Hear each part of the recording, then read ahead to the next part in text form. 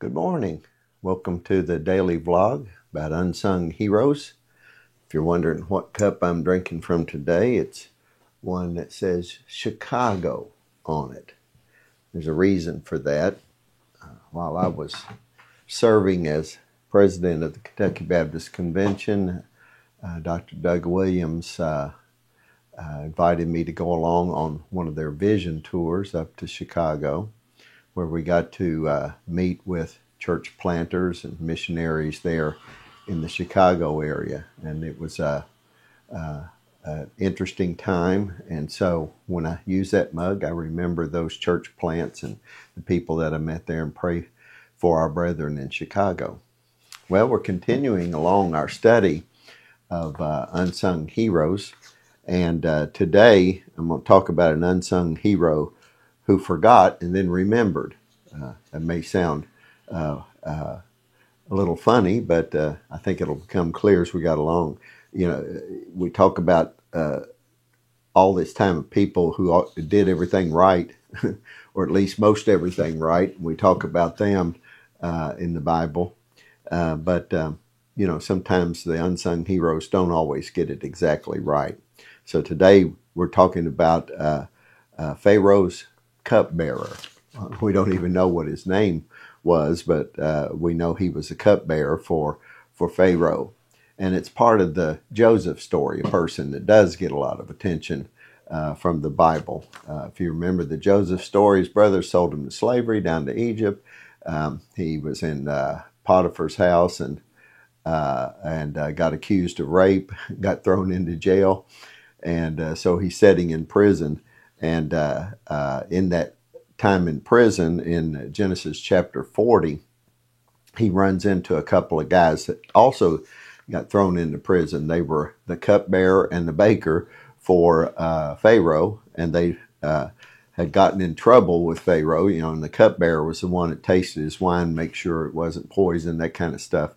But they got thrown into prison, and they were trusted officials, but now they weren't trusted officials. So they kind of were in the same boat as Joseph at that time. So both of them had offended Pharaoh and were there in prison with Joseph. And in that 40th chapter of Genesis, Joseph noticed one day that the cupbearer and the baker were both very troubled. And he asked them about it, given the kind of person that he was. He asked about it and what was bothering them.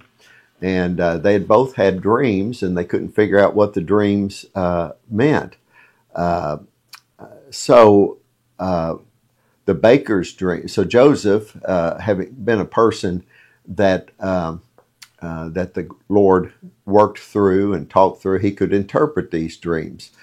He had had that experience with his brothers. Didn't turn out too well. That's his interpretation of dreams to his brothers, what got him sold into slavery. But the baker's dream was bad news. Joseph interpreted that he'd be executed. But the cupbearer's dream was that he would be restored in 3 days back to his position. So before the cupbearer left, because that did come true, Joseph says this in Genesis 40:14, "Only keep me in mind when it goes well with you, and please do me a kindness by mentioning me to Pharaoh and get me out of this house." So Joseph said, you know, I gave you a good interpretation of your dream. Now remember me. Well, guess what happened? The cupbearer forgot. He never said a word about Joseph. And that happens to us sometimes in life, I guess. We forget. But Joseph had to remain in prison for 2 more years. He was probably very disappointed with that, and disappointed in this cupbearer that he didn't remember him. But here's the thing. God's timing is always right. And now, there's a right time to remember. There's a right time to do things. And in Genesis chapter 41, this is 2 years later, Joseph's still in jail 2 years later,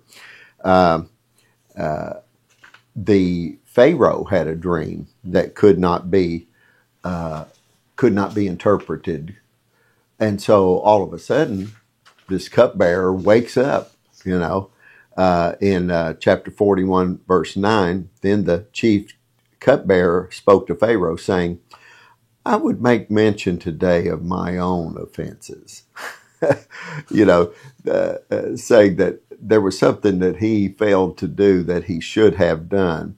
So he confessed that there was a Hebrew prisoner that could interpret dreams, and so as an end result, Joseph comes out. He appropriately interprets. And this isn't about Joseph, so I'm not going to talk about what Joseph did, but he was eventually put second in command in all of Egypt because he could interpret dreams. But the cupbearer's delay wasn't ideal, shall we say, or at least the way we think, but it was the perfect moment.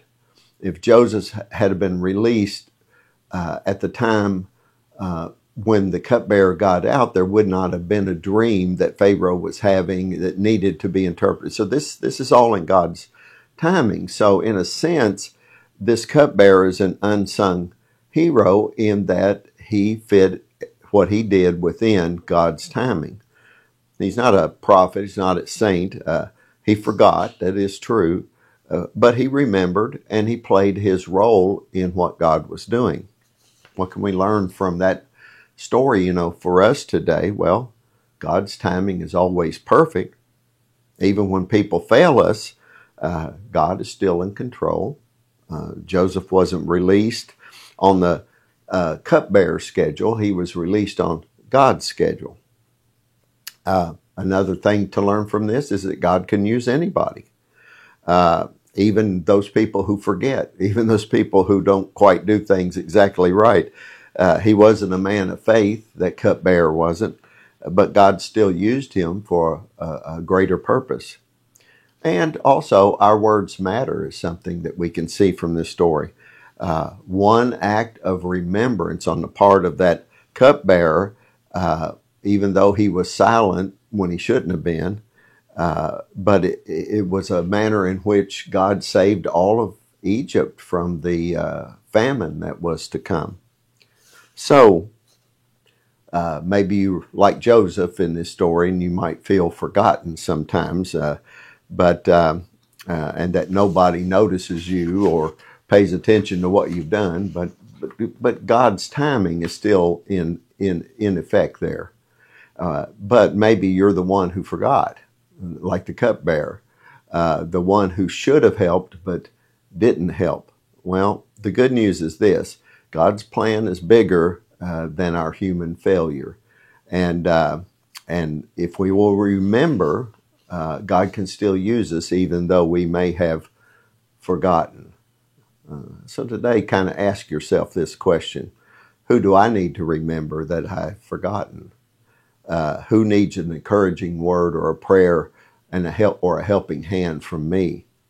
Remember, these small acts of remembrance and kindness might change a life, might change a whole nation like it did with Joseph. Well, I hope this is an encouragement to you today, and if you like these lessons, these vlogs, like this channel, share it with somebody, subscribe, it's free, and you'll get notices about it.